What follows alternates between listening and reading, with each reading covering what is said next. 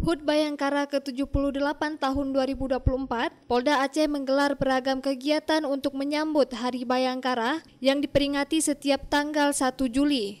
Pada HUT Bayangkara 2024 ini, Polda Aceh kembali menggelar perhelatan Bayangkara Fest yang dipusatkan di Taman Ratu Safiyatuddin atau Komplek PKA Banda Aceh dari tanggal 5 hingga 8 Juli 2024. Festival yang berlangsung selama 4 hari itu menggelar berbagai kegiatan seperti zikir akbar, pentas seni, pameran budaya dari 23 kabupaten kota, expo, pameran alutsista, bazar UMKM, dan masih banyak lainnya.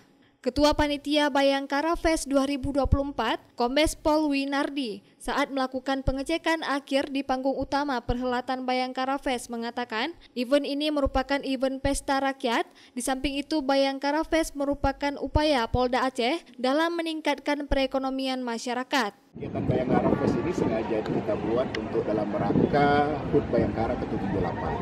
Jadi Bayangkara Fest ini merupakan acara panggung rakyat yang berisikan pentas seni, kemudian bazar UMKM, dan juga kita tambahkan ada zikir akbar dan juga pentas parade artis nasional.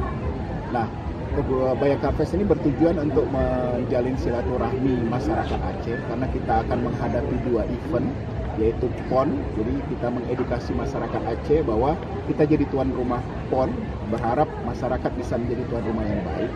Dan event kedua adalah Pilkada di November 2024. Pilkada ini tentunya kita mengharapkan silaturahmi antar masyarakat bisa jadi solid.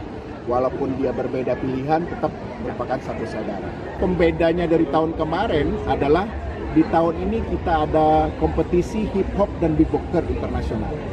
Dan jadi sudah banyak hip hop dan beatboxer dari internasional dari negara lain yang hadir di sini. Winardi menambahkan, ada sekitar 100 pelaku UMKM yang akan menawarkan berbagai produk unggulan mereka di masing-masing stand UMKM.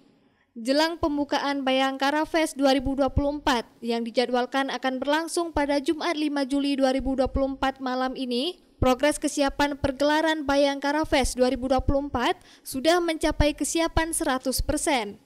Dari Banda Aceh, Lala Nurmala melaporkan untuk Puja TV Aceh.